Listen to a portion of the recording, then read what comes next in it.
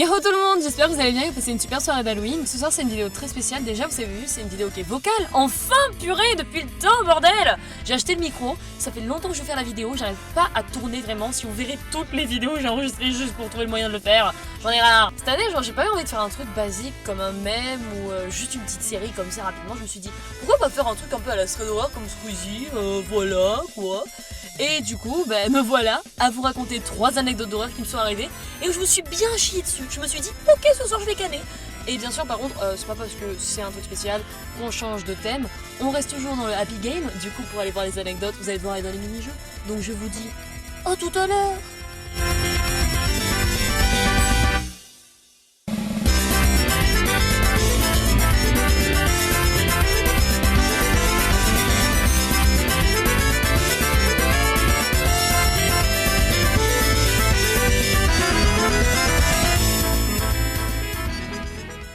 C'était vers la fin du confinement et avec une amie on avait décidé de se retrouver tous les jours à 14h pour aller faire du roller ensemble.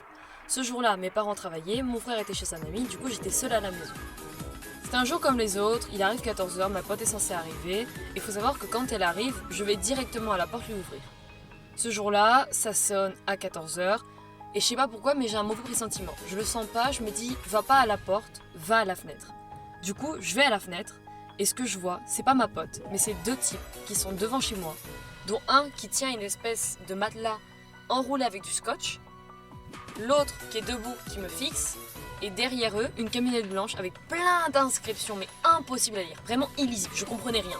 Et là, le mec me dit « Bonjour, votre voisin, il est pas là, on a un colis pour lui, pourriez lui garder s'il vous plaît ?»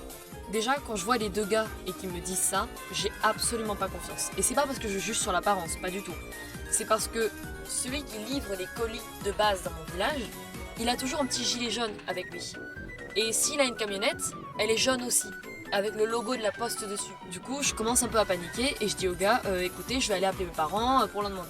Je vais dans la cuisine, je me cache dans un coin et là, je prends mon téléphone, j'appelle mon père. Et pendant que j'appelle mon père, j'entends un gros bruit. Et ce bruit, je le reconnais puisque ce bruit, c'est le bruit que fait la porte de mon garage. En plus de ça, le bruit était vachement violent, donc c'était comme si quelqu'un venait de mettre un coup de pied dedans ou de se jeter dessus. Je commence à paniquer, j'ai les larmes aux yeux, je me sens pas très bien. Et mon père ne décroche pas. Du coup, j'appelle ma mère et là je dis maman, écoute, il y a 2 types devant la maison, ils me proposent de garder un colis, je sais pas quoi là. Au début, ma mère elle se fout un peu de ma gueule parce que j'ai dit ils ont pas la tête de livreur. Du coup, voilà. Mais même si j'ai dit ça et qu'elle se fout de ma gueule, elle me dit non, je t'explique. Le colis, on le récupère pas pour qu'après le voisin vienne me faire chier. Tu laisses. Du coup, je sors pour aller voir le type. Et là, premier truc que je vois et qui vraiment me perturbe, le mec qui ne tenait rien n'est plus là. Bon, après, il peut peut-être être dans le camion, on sait pas, j'ai pas regardé, mais sur le coup quand même ça m'a fait paniquer. Surtout j'ai entendu un gros bruit à ma porte de garage. Là, je dis au mec, écoutez, je suis désolée, mais elle veut pas que je prenne le colis. Du coup il me dit, pas de problème, c'est pas grave, et il s'en va. Même pas 2 minutes après, ma pote arrive, et là je lui dis, heureusement que t'es pas venu plus tôt, parce que tu sais pas qu'est-ce qu'il y a eu, etc. On va à la terrasse et je commence à lui expliquer la scène en lui montrant comment c'était. Et pendant qu'on parle, je commence à lui décrire les 2 mecs. Et alors que je commence à décrire le mec qui ne tenait rien, elle m'arrête et elle me fait « Il avait pas un t-shirt rouge aussi ?» Je la regarde et je lui dis « Mais comment tu sais ça ?» Et elle me fait « Parce que ce matin, j'ai vu un mec qui ressemblait exactement à ça, qui était dans ma rue en train de tourner autour des maisons. » Elle a à peine le temps de tenir sa phrase qu'on se retourne et ce qu'on voit, c'est le fameux mec au bout de la rue en train de regarder les maisons aux alentours. On rentre en courant et on va dans le salon, on se cache. Et je sais pas, c'est vraiment la technique de on a peur. On commence à papoter, etc., à paniquer un petit peu. Et pendant qu'on parle, il y a un gros bruit. Et ce bruit, ça la fait sursauter et elle me dit putain, c'est quoi ça? Et moi, je lui dis non mais t'inquiète, c'est rien, c'est mon voisin, il est en train de bricoler. Souvent, quand il bricole, il fait du bruit, je l'entends. Et là, je capte. Mon voisin, il est là. Je l'ai entendu bricoler avant que les mecs arrivent. Donc, pourquoi j'aurais dû récupérer un colis pour une personne qui est déjà là? Ça n'a aucun sens, pour qu'on soit bien d'accord. Bref, en tout cas, j'ai plus jamais eu de nouvelles d'eux, je sais pas ce qui leur est arrivé, et c'est comme ça que se termine cette première histoire.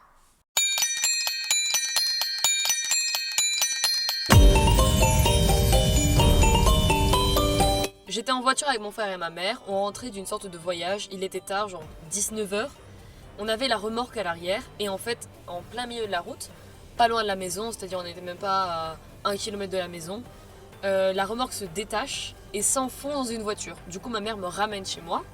me dit écoute, on va faire le constat avec ton frère, mais en attendant, toi reste à la maison, prépare tes affaires, etc. Ce soir, du coup, on a l'accident, et moi je suis toute seule à la maison et je les attends. Passe 1 heure, 2 heures, arrive 22 heures, toujours pas de signe, et d'un coup, ça sonne à la maison. J'ai un feeling, je me dis, va ni à la fenêtre ni à la porte, va à la caméra de surveillance. Je vais à la caméra de surveillance et il y a personne. Mais après, je panique pas parce que souvent ma caméra en fait elle est mal placée. Du coup, si tu recules un peu, ben on ne voit pas. Du coup, il n'y a pas de stress. Je me dis ok, c'est rien, c'est pas grave. Je prends le téléphone et je fais Thomas, maman, maman. Et ce que j'entends au bout du fil, c'est ni mon frère ni ma mère, mais ça.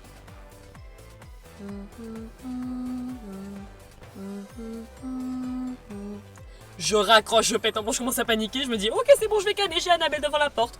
Vraiment, je suis en panique totale, je me dis putain qu'est-ce que c'est que ce truc, qui est là, qu'est-ce qui se passe, qu'est-ce que c'est que ce bordel.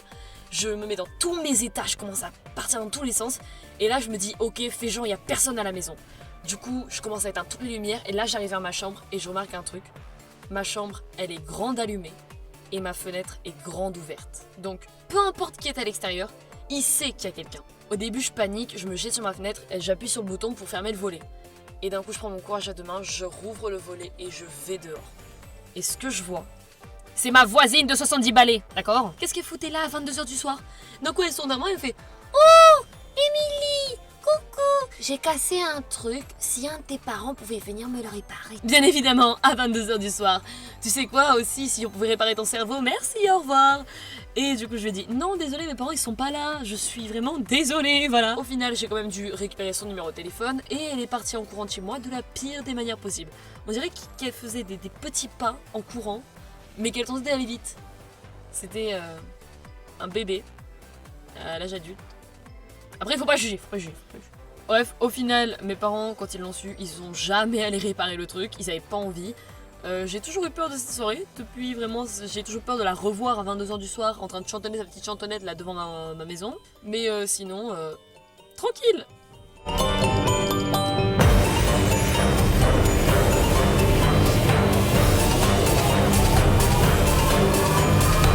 On est en plein milieu des vacances scolaires, mes parents travaillent, mon frère est chez un ami, du coup je suis encore seule à la maison. Ma mère reçoit un message de la mairie expliquant qu'il y a 2 filles qui sont passés pour des désinsectiseurs, je sais pas comment ça se dit. Et en fait, si jamais tu les fais rentrer chez toi, elles te frappent, t'assomment et puis après te cambriolent. Bon déjà quand je reçois le message je suis pas très bien, voilà je me dis ok d'accord si tu veux. Même pas 10 minutes après avoir reçu le message, ce qui se passe c'est que ça sonne chez moi. Et là encore, feeling, ne va ni à la fenêtre ni à la porte, va à la caméra. Je vais à la caméra et ce que je vois, c'est 2 femmes devant mon palier en train d'attendre. Je me chie dessus, c'est bon? Ce que je fais, c'est que j'éteins la télé, je me mets devant la caméra, je dis rien à mes chiennes qui sont en train d'aboyer, elles me démontent les oreilles, et je fais genre, il y a personne. Elles vont rester 10 minutes à attendre devant la caméra, voir ce qu'elles font. Elles n'ont pas bougé pendant 10 minutes. Et elles ont fait ça sur toutes les maisons, toute la longueur de ma rue. J'ai eu tellement peur que j'ai pas rallumé la télé. Je suis restée dans le silence total, au moins toute l'après-midi. J'avais trop peur qu'elles soient encore dans la rue et que d'un coup elles captent qu'il y avait quelqu'un. Vraiment, je me sentais pas bien. Au final, il s'est rien passé dans ma rue, je pense que tout le monde a dû avoir le message. Il n'y a plus jamais eu de nouvelles de ces femmes, il s'est plus rien passé là-dessus. Et j'ai toujours aussi peur de revoir des gens devant mon palier qui vont attendre en moins 10-20 minutes que je leur ouvre et que moi je fasse « Non mais il n'y a personne, c'est rien !» Bref, voilà comment se termine cette histoire.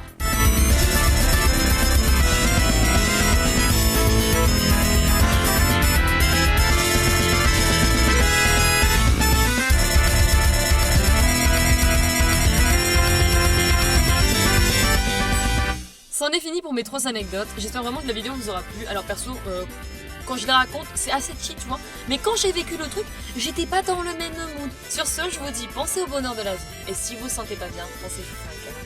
Allez, bim!